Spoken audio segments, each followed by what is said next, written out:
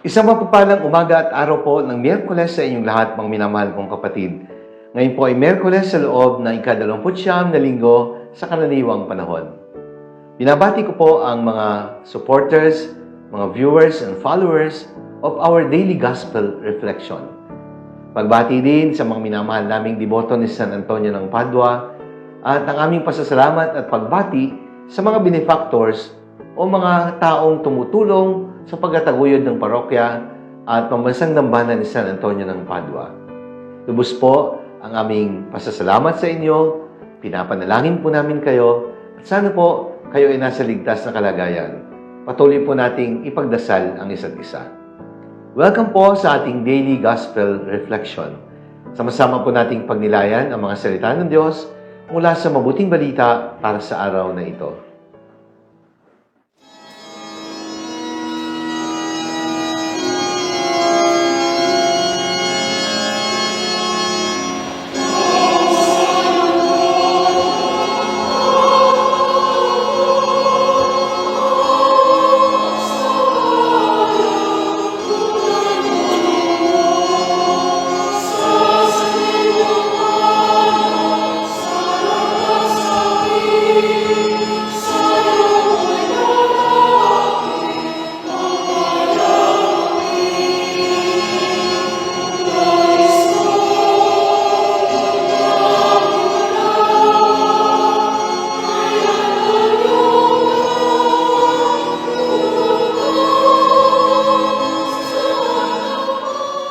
Ngayon pong araw ng Miyerkules, sa loob ng ika-29 na linggo sa karaniwang panahon, pagninilayan po natin ang pagbasa ng mabuting balita ayon pa rin po kay San Lucas.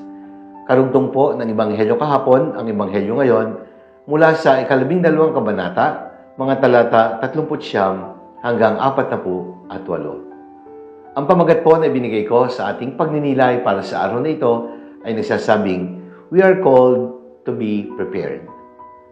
Ang panawagan sa pagiging handa ay isang panawagang ipinapaabot ng Diyos sa lahat. Again, in today's Gospel reading, Jesus is reminding us of the reality of His return or coming back.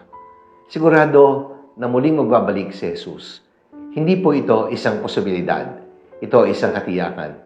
Totoo po ang mga salita ng Diyos. We know that His words are true. And His coming is not an illusion. It is not a possibility, but a reality that is bound to happen. At kapag pinag-uusapan po ang tungkol sa muling pagbabalik ng ating Panginoong Hesus, tatlong bagay po ang dapat nating i-consider. The first element is the element of certainty.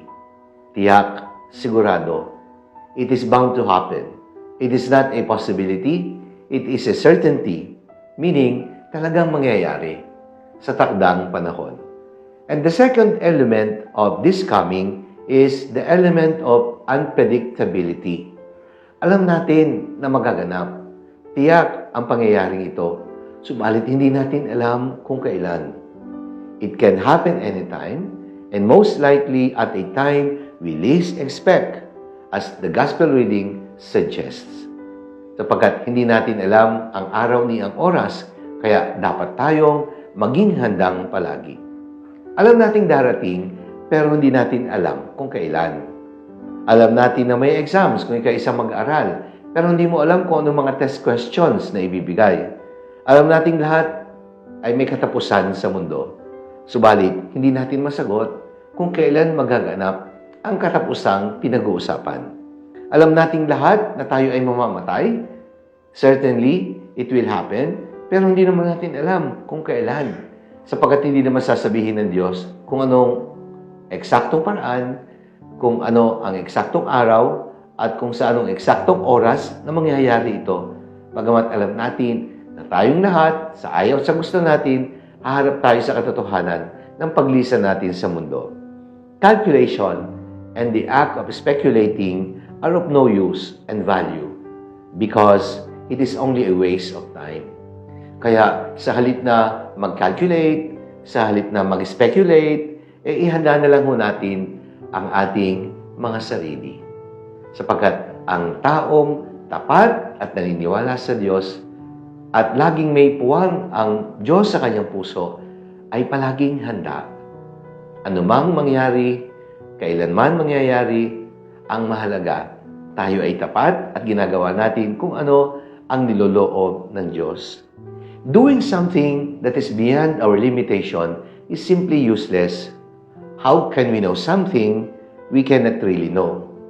That is why, anumang pagnanais, anumang attempt ng tao na alamin kung kailan talaga ito mangyayari, ay pagsasayang lamang ng oras. Because it will surely lead to frustration and disappointment. Life in itself is unpredictable, and you never know what is happening or coming next. Do not ever get too comfortable, because we must always be ready to face changes in life. The only thing that is predictable in life is its unpredictability.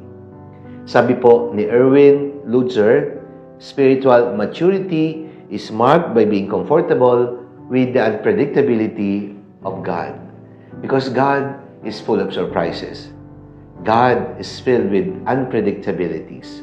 And the third element of this coming is the element of constant vigilance and preparedness. Kaya palaging maging handa, palaging gising, palaging nagbabantay sapagkat hindi natin hawak ang oras at hindi natin alam kung kailan talaga ito mangyayari. This is once again the central point of this gospel reading.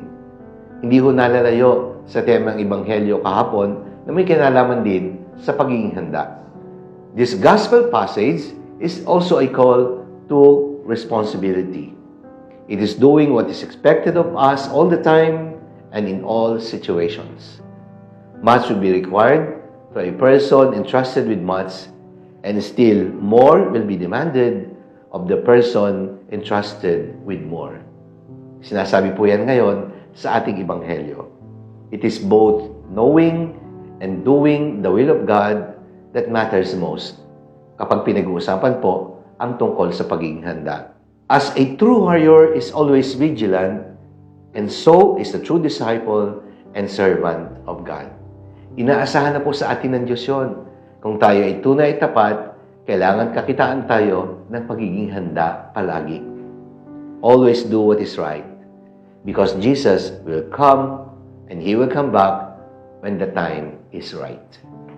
Kaya mga kapatid, pinapaalala po sa atin, lagi tayong tinatawagan ng Diyos, hinahamon na maging palaging gising at handa sa Kanyang pagdating.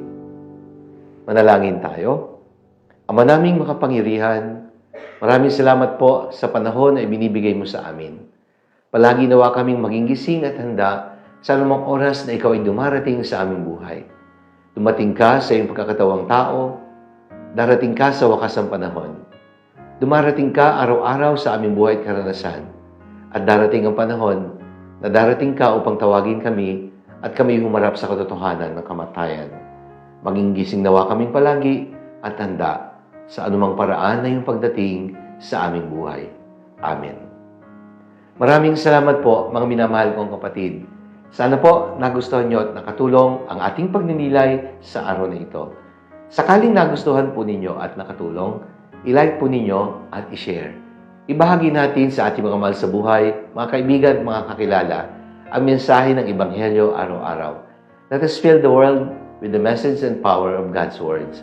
Mga kapatid, sa darating pong November 1 to November 9, magkakaroon po ng mga misa ng binaryo dito po sa parokya at pambansang dambana ni San Antonio ng Padua. Kung meron po kayong mga mahal sa buhay na yumauna, nais nyo pong ipagdasal, ipagpamisa sa loob ng 9 na araw mula November 1 hanggang November 9, meron po mga mass envelopes na ipinamimigay ang tanggapan ng parokya at dambana ni San Antonio ng Padua. Sa loob po ng misa araw-araw, ay meron pong namimigay ng mga envelopes, lalo na sa araw ng Martes at Linggo bago sumapit ang November 1. Pakibalik lang po ang mga sobre na kinasusulatan ng mga pangalan ng mga yumaan-yumaan sa buhay na nais niyo pong ipagpamisa sa mga misa ng binaryo on or before October 31. Wala po kaming hinihingi na prescribed amount sa anumang donasyon na inyong ibibigay. Subalit sa inyong ibibigay, kami po ay lubos na magpapasalamat. Pagpalain po tayong lahat ng makapangyarihan Diyos, Ama at ng Anak, ng Espiritu Santo. Amen.